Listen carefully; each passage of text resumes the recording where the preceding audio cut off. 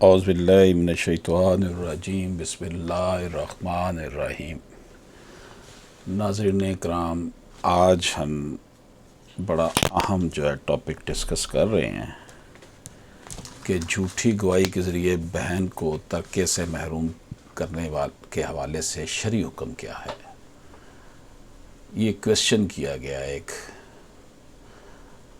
کہ سوال کیا ہے جی؟ سوال یہ ہے کہ میرے والد تقریباً 6 سال پہلے فوت ہوئے، ان کی پہلی بیوی سے 2 بیٹے ہیں اور دوسری بیوی سے صرف 1 بیٹی ہے۔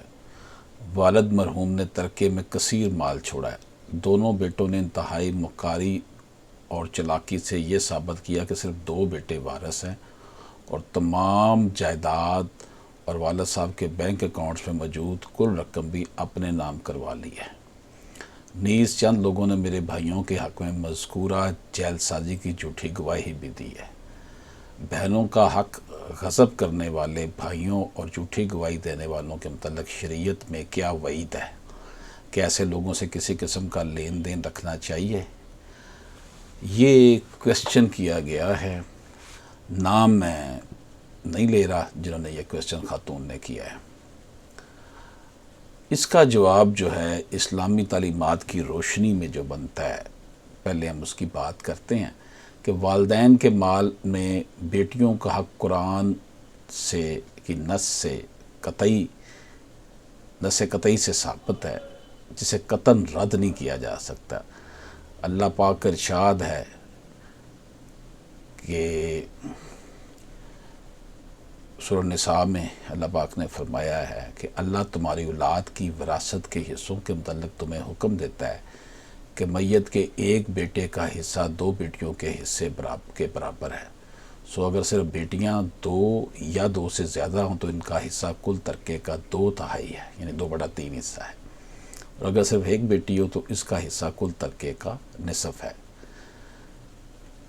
اگر کوئی بیٹا یا کوئی وارث بیٹی کو محروم کرتا ہے تو یہ ظلم ہے، اور اس طرح کا کوئی بھی عمل شرعاً ناقابل قبول ہے۔ اگر کوئی بیٹا یا کوئی دوسرا وارث بیٹی کو اس کے حق سے محروم کرتا ہے تو یہ ظلم ہے۔ ایسی تقسیم کو رد کرنا واجب ہے۔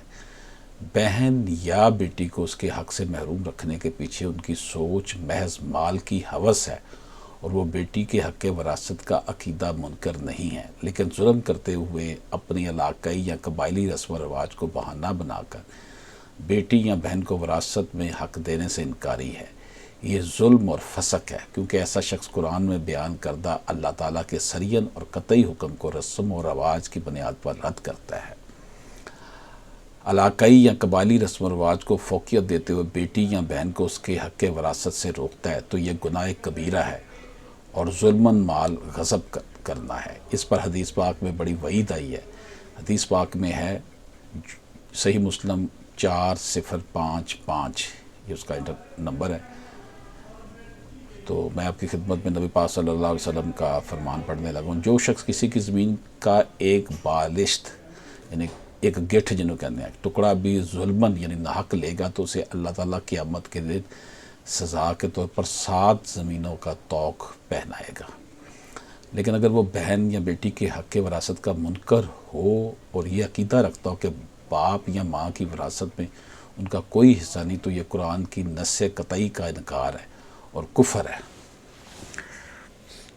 علماء اکرام مفسرین قرآن اس حوالے سے لکھتے ہیں کہ جو لوگ بیٹیوں اور بہنوں کو ترکہ نہیں دیتے قرآن مجید کے خلاف ہے، اور جن کا قول یہ ہو کہ ان کو میت کے مال سے کچھ نہیں پہنچتا، جس کے ظاہر معنی یہ ہے کہ ان کا ترکہ میں کوئی حق نہیں ہوتا، یہ سریعاً کلمہ کفر ہے۔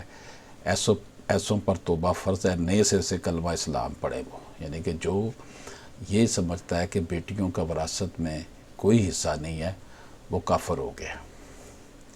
آپ سوال جو تھا یہ تھا کہ بھائیوں نے جھوٹے گواہ پیش کر کے اپنے حق میں گواہی دلوائی کہ آپ کے والد کے صرف 2 بیٹے ہیں، بیٹی کوئی نہیں۔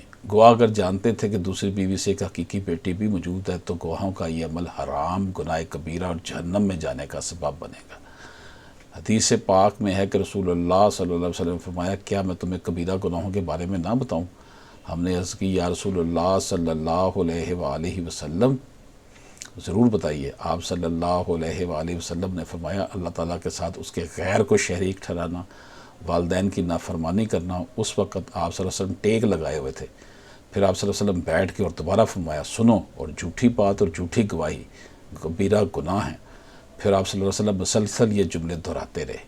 یہ صحیح بخاری کی حدیث ہے 5976، اور سنن ابن ماجہ کی 2373 حدیث ہے۔ جھوٹے گواہ کے قدم ہٹنے بھی نہ پائیں گے کہ اللہ تعالیٰ اس کے لیے جہنم واجب کر دے گا۔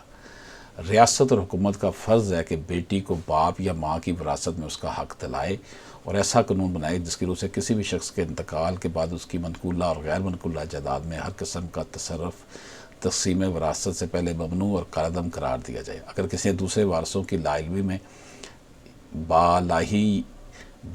باپ کی جائیداد اپنے یا صرف بھائیوں کے نام کر دی اور بہنوں کو خواہ ایک ہو یا زیادہ ہو محروم رکھا، تو عدالت ایسی خلاف شرع تقسیم کو باطل کر کے شریعت کے مطابق تمام وارثوں کو ان کا حصہ دلوائے۔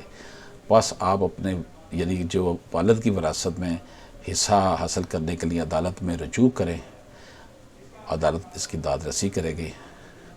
ایسے مقدمات کا خرچ غاصب و ظالم مدعا علیہ پر ڈالے جائے اور اس کی تشہیر کرے کہ آئندہ کوئی ایسی ناپاک جسارت کرنے کا سوچ بھی نہ سکے۔ ناظرین کرام، یہ میں نے آپ کے سامنے قرآن و سنت کے حوالے سے جو ہے نا باتیں کی ہیں۔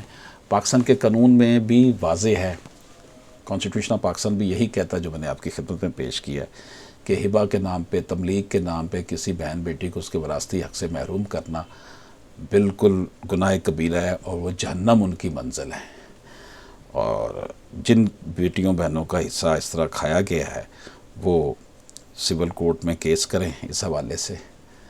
اللہ پاک ہم سب کا حامی و ناصر ہو۔ اللہ حافظ۔